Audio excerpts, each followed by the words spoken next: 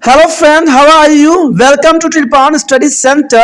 Today we are doing most important chapter of history. What is the topic today? Debate and the problem in understanding their history of 18th century. There is a most important today discussion of 18th century of here. But the next topic is the most important debate and problem in understanding the history of 18th century.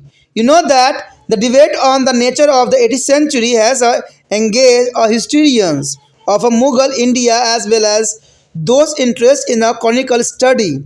Earlier Mughal study viewed the over all changes in the shadow of the Mughal political is clasped and the project the period as a dark age.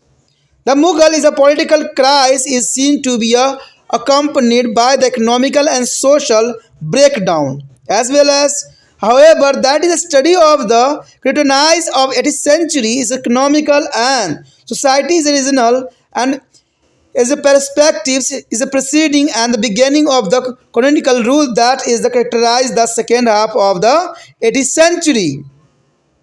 Thus, the two positions agree around the continuity is versus is a change paradigms, and generally the India is a historian is a perceive the colonial is a conquest which began from to the mid 18th century as a point of the departure for Indian history. So the basis issue of pertaining to the 18th century are two: whether fall of Mughal Empire and initially to the fall of social economic structure as well as and secondly whether to the arrival of colonialism was a fundamental break or not. Was the 18th century a dark age or was it a period of economical boom? Did it is a mark a sharp break or was it is a period of the communities and change?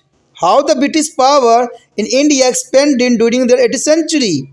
And these are other questions concerning their nature of politics, society and economics, religious and culture made of study of high history of the 18th century. The highly debatable. There is the most important here. The debatable here a political society, economical, religions, and culture made of study of history of 18th century. There is a debatable.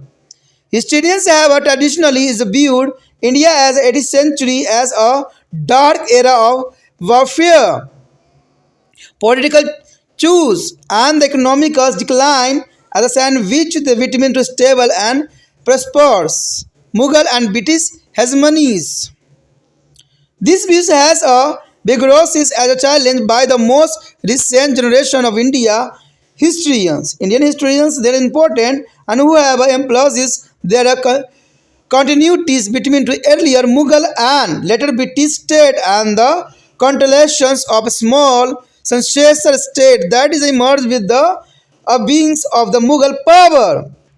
The political turmoil which is affected the whole century. The force want to be asked whether the fall of the Mughal Empire, the lead to break of the central. The political authorities are trying their face of the synergies, firstly leading to the rise of regional kingdom, then the prevalent way of the dominance of British colonialism.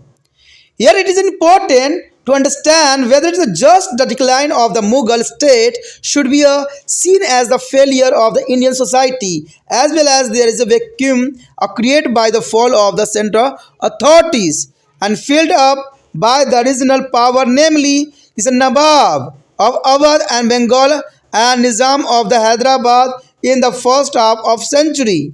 However, whether the emergence of British state India and company as a political power was a break the Indian society, economical and politics, a market the beginning of next 200 years of British colonialism in India. There is the most important, the British here are 200 years of British is the colonialism in India. There is important period time.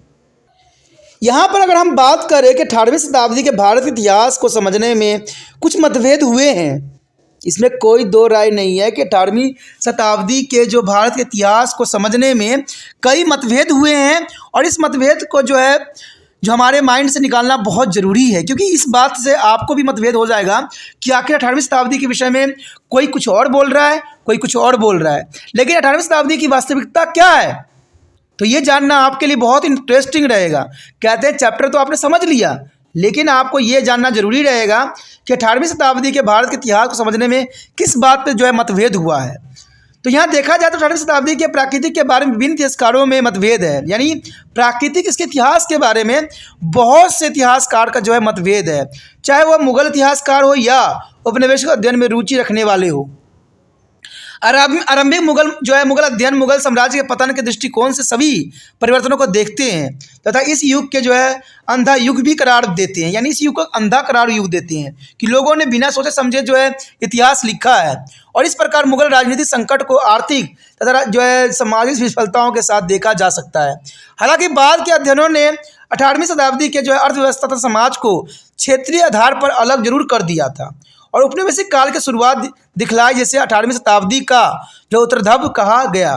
और इस प्रकार दो स्थितियां जो निरंतरता बनाए और परिवर्तन के इर्द गिर्द बहस करती रही, यानी देखा जाए तो निरंतरता इसमें जो है परिवर्तन देखने को मिला। सामान्य भारतीय इतिहासकार उपनिवेशी विजय को जो है भारतीय इतिहास का प्रस्थान बिंदु मानते हैं, जो 18वीं शताब्दी के मध्य में आरंभ हुआ था। अंततः 18वीं शताब्दी के परिचय में दो मुद्दे उभर कर आते हैं। पहला तो ये आता है कि प्रथम क्या मुगल जो है साम्राज्य के पतन में सामाजिक आर्थिक ढांचे के टूटने की शुरुआत कर दी थी। ये सबसे पहला प्रश्न है कि मुगल साम्राज्य के पतन ने सामाजिक आर्थिक ढांचों को जो है टूटने की शुरुआत कर दी थी। और दूसरा उपनिवेश का जो है आगमन परिस्थितियों या जन्य या नहीं थी, क्या नहीं देखा जाए तो उपनिवेशवाद का जो है आगमन परिस्थिति के अनुसार थी कि नहीं थी। तो ये बहुत क्वेश्चन इंपॉर्टेंट बनाता है। उसके बाद क्वेश्चन आता है क्या 18वीं शताब्दी के कला युग माना जाए या आर्थिक उन्नति का समय माना जाए, या कला युग माना जाए या आर्थिक उन्नति का समय माना जाए। तो सभी इतिहासकार में इस बात के जो है बहुत ही मतभेद है। क्या यह बड़ा अंतराल था या निरंतरता के परिवर्तन का युग था? अब इस पर भी क्वेश्चन मार्क्स लगा हुआ है। क्या किया जा सकता है कि ये अंतराल है या निरंतरता के परिवर्तन को युग कहा गया है? अंग्रेजी सत्ता भारत में किस प्रकार 18वीं शताब्दी में फैली, इस पर भी प्रश्न चिन्ह लग रहा है। तो ये सबसे बड़ी बात है ना कि ये बहस की बात है। राजनीति, समाज, अर्थव्यवस्था और धर्म तथा संस्कृति की मूल प्रवृत्तियों से संबंधित प्रश्न 18वीं शताब्दी के इतिहास के अध्ययन में बहस पैदा कर देती है कि आखिर ऐसा क्यों हुआ, राजनीतिक, सामाजिक, आर्थिक, धर्म में इतनी जो है विभिन्नता क्यों देखने को मिली। तो ये बहुत बड़ी बहस का जो है विषय बन जाता है। यहाँ पर पारंपरिक तौर पर इतिहासकार भारत की 18वीं शताब्दी के काल युग बताते हैं, यानी देखा जाए पारंपरिक तौर पर तो इतिहासकार भारत की 18वीं शताब्दी को जो है कला का युग बताते हैं, क्योंकि यह जो है युद्ध, राजनीतिक कोलाहल तथा आर्थिक पतन का स्थिति एवं समृद्धि मुगलों का आधिपत्य शासकों के मध्य फंस गया था। यानी देखा जाए तो आर्थिक पतन का समय इसको माना गया, ठीक है। और समृद्ध मुगलों तथा आधिपत्य शासकों के मध्य जो है ये तिरमिला रही थी, फंस गई थी। और इस दृष्टिकोण से हालांकि नई पीढ़ियों को भारतीय इतिहासकारों ने चुनौती भी दी, जिन्हें आरंभिक मुगल शासकों तथा उत्तरवर्ती अंग्रेज राज्यों की निरंतरता पर बल दिया गया तथा उन्हें छोटे राज्यों पर जो है चिंता जताई गई जो मुगल शक्ति के क्षीण होते ही उदय हो गया था। पूरे भारत को प्रभावित करने वाली राजनीतिक उठापटक किसी को भी यह पूछने को बाध्य कर सकती है कि क्या मुगल साम्राज्य के पतन ने केंद्रीय रणनीतिक शक्ति में एक अंतराल उत्पन्न अस्थिरता के चरण को जन्म दिया था। तो ये तो प्रश्न पूछना आम बात हो जाती है, जिसमें पहले तो क्षेत्रीय शक्ति का उदय हुआ और बाद में इसे अंग्रेजी उपनिवेश के लिए मार्ग प्रशस्त कर दिया। तो देखा जाए तो पहले क्षेत्रीय शक्तियों का उदय हुआ और बाद में अंग्रेजों ने इसको उपनिवेश बना के जो है तहस नहस कर दिया।